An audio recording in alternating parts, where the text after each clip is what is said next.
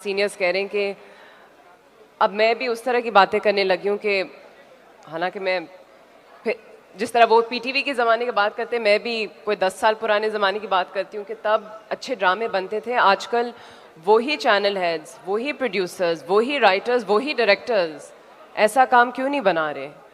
ये मेरी समझ से बाहर है। आपको कहाँ कमजोरी लग रही है? क्योंकि आपने बहुत सीधी और सच्ची बात की है इस वक्त। आपने माना है कि हाँ कमजोरियां हैं और बहुत ज्यादा हैं। आपको कहाँ लगता है कि कमजोरी है?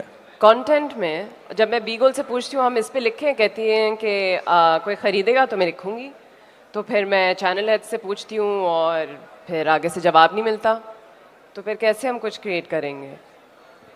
तो बीगुल ने जो अभी बताया था ना कि ये शुरू होती है राइटर से और ख़त्म होती है एडिटर पे, तो मैं उसको करेक्ट कर दूं, ये शुरू होती है चैनल हेड से और ये ख़त्म होती है टीआरपी पे।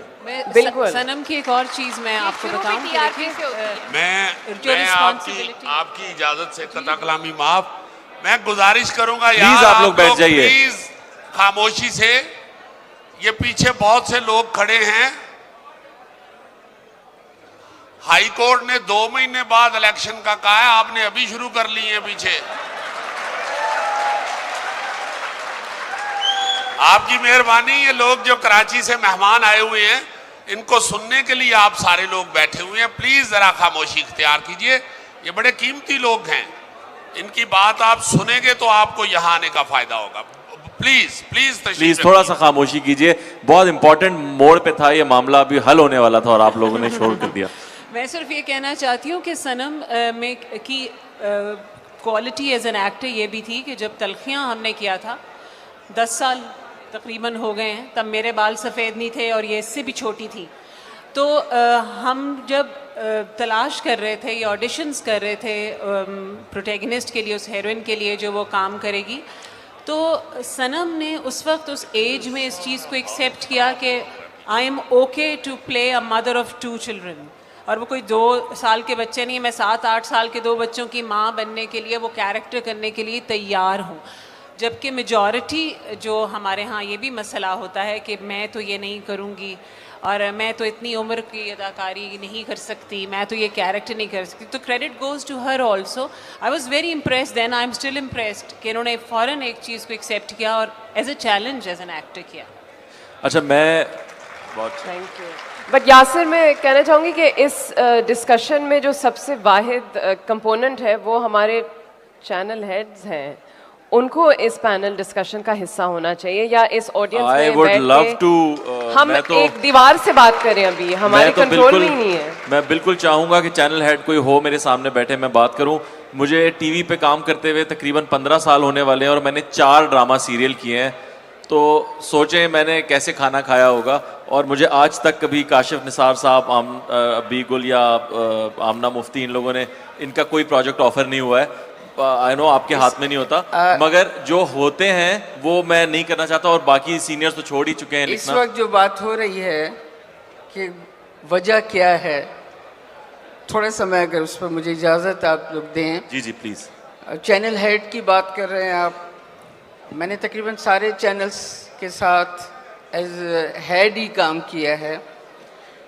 इसमें एक हिडन कैरेक्टर रोल है जिसका जिक्र नहीं आता इस पूरे मामले में, वो है मार्केटिंग हेड। देखिए, ये सारी जो बात हो रही है इसकी जिम्मेदारी जिस पर आती है, चैनल हेड भी उस पर डिपेंड करता है। अच्छा, मार्केटिंग हेड का क्या मामला है? उसकी जो टीम है वो खुद, लेकिन उसके साथ जो बच्चे काम करते हैं उनकी दिलचस्पी सिर्फ अपने करियर से है, सक्सेस से है। अब सक्सेस का जो देखते हैं वो उसका बेस रेटिंग है। वो अपनी सीवी बनाना चाहते हैं ताकि कल वो किसी और चैनल पर जाएं तो बताएं कि इन ड्रामों की सक्सेस रेटिंग के हवाले से हम लाए हैं। ये चीज़ जो है, इसके पीछे ये हिडन रोल है मार्केटिंग का। वो फैसला करते हैं, वो चैनल हेड को भी बताते हैं कि ये माल बिकेगा या नहीं बिकेगा। बेचते भी वही हैं, कीमत भी वही लगाते हैं। असगर साहब कुछ कहना चाह रहे हैं? नूरुल हुदा शाह की बात ही की एक्सटेंशन है। मार्केट मैनेजर्स के साथ मैंने कोई जियो के साथ 10 साल काम किया, 6 बड़े सीरियल उनके साथ किए। मेरी बहस हो गई मार्केट मैनेजर के साथ, जैसे नूरुल हुदा ने कहा। मैंने कहा बात सुनो, तुम बाहर से पढ़ के आए हो, तुम बहुत कुछ पढ़ के आए हो, तुम मुझे ये बताओ कि जो बिकता है तुम उसे बेच रहे हो, इसमें तेरा क्या कमाल है? इसमें तेरा क्या कमाल है?